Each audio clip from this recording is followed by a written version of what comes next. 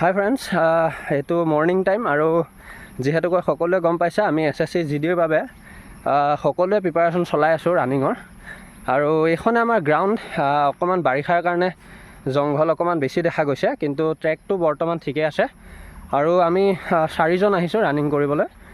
যেতিয়া অসম পুলিচ চলি আছিলে তেতিয়া ৰাতিপুৱা একদম বহুত ল'ৰা ছোৱালী ভৰ্তি হৈ থাকে ফিল্ডখনত, ভালো লাগিছিল, জোচ আছিলে। কিন্তু এতিয়া অকণমান যিহেতুকৈ অসম পুলিচৰ হেৰিটো গুচি গ'ল, ট্ৰেইনটো গুচি গ'ল, চ' এতিয়া SSCৰ কাৰণে আমাৰ এৰিয়াটোত ইমান কেণ্ডিডেট নাই।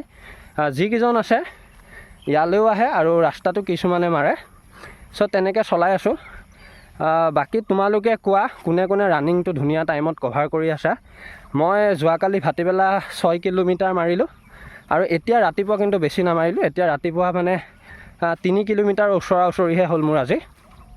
চ' তেনেকৈ মিলাই মাৰি আছোঁ। মানে যদি ভাটিবেলাৰ লং ৰানিং কৰোঁ তেতিয়া মানে তোমাৰ ৰাতিপুৱা কমি যায়, বা ৰাতিপুৱা যদি বেছি মাৰোঁ তেতিয়া ভাটিবেলা কমি যায়।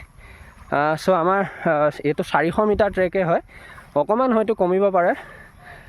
তোমালোকে তেনেকৈ 400 মিটাৰ ট্ৰেকত ৰানিং কৰিব পাৰিলে ভাল, কাৰণ 5 কিলোমিটাৰ ৰানিংটো যিহেতুকৈ অকণমান দীঘলীয়াৰ এটা ৰানিং, আৰু যিমান শ্বৰ্টত কৰিবাতো ষ্টেমিনাটো বাঢ়ে, বা যদি তোমালোকৰ এলাহ ভাৱটো নালাগে তেতিয়াহ'লে ঠিকে আছে। যদি তোমালোকৰ এলাহ ভাৱটো আহে তেতিয়া কিন্তু তোমালোকৰ দিগদাৰ আছে। সেইকাৰণে কি কৰিব লাগে, বেছি একদম সৰু মানে ট্ৰেকতো দৌৰিব নালাগে।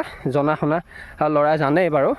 পাৰিলে তোমালোকে 400 মিটাৰ ট্ৰেকটোত ৰানিং কৰিব চেষ্টা কৰিবা, আৰু আমিও তেনেকৈ কৰি আছোঁ, 400 মিটাৰ ট্ৰেকতে ৰানিং কৰি আছোঁ। আৰু সেনেকৈ কভাৰ কৰিবগৈ লাগিব, কাৰণ এতিয়া সময়ো খুবেই কম। বহুত ল'ৰা ছোৱালী এতিয়াও জোচ কমি আছে। একচুৱেলি মই আগতেও এটা কথা কৈছোঁ যে ষ্টেমিনাতকৈ বেছি জোচৰ প্ৰয়োজন। আৰু জোচ কাক কয়, যে তুমি এজন সফল ফৌজী বা ফৌজী হ'বলৈ যিহেতু লাইফটোত আগবাঢ়িছা, চ' এতিয়া বেলি উদয় নোহোৱাৰ আগতে তুমি উদয় হ'ব লাগিব, মানে তুমি উঠিব লাগিব, আৰু তেতিয়াহে এজন সফল ফৌজী বা সৈন্য হ'ব পাৰিবা। আৰু মই তোমালোকক এইটো মটিভেটৰ কাৰণে দিলোঁ। আমাৰ ফিল্ডখন এইখনে ডাঙৰ ফিল্ডখন, ইমান সৰু নহয়। 400 মিটাৰ ট্ৰেকতকৈ বেছি ডাঙৰেই হয়, কিন্তু এতিয়া মানে অকণমান জংঘল কাৰণে ট্ৰেকটো অকণমান চমু চাপি আহিছে, ছাইডতকৈ মানে অলপ মাজলৈ আহি গৈছে। সেইকাৰণেহে 400 মিটাৰতকৈ অকণমান কম আছে। চ' আমি মানে 12 পাক ধৰি লওক 13 পাক মাৰি দিলে ইয়াত 5 কিলোমিটাৰ অলপ বেছি হৈ যায়, কিন্তু 13 পাককৈ আমি মাৰিবলৈ চেষ্টা কৰোঁ। চ' তেনেকৈ চলাই আছোঁ। বাকী মই কৈছিলোঁ ভেৰিক'জ ভেইনৰ ওপৰত ভিডিঅ' আহিব, তোমালোকে সেইবোৰো চাবা। মই নিশ্চয় ধুনীয়াকৈ বনাই দিম। আজি জাষ্ট এটা সৰুকৈ আভাস দিলোঁ তোমালোকৰ মটিভেট হিচাপে, যে ৰাতিপুৱা সোনকালে উঠি মই কিন্তু এতিয়া কেইটা বাজিছে মানে এতিয়াতো বেছি টাইমো হোৱা নাই, তথাপিও আমি ফিল্ডত 4:30 বজাতে আহিছিলোঁ।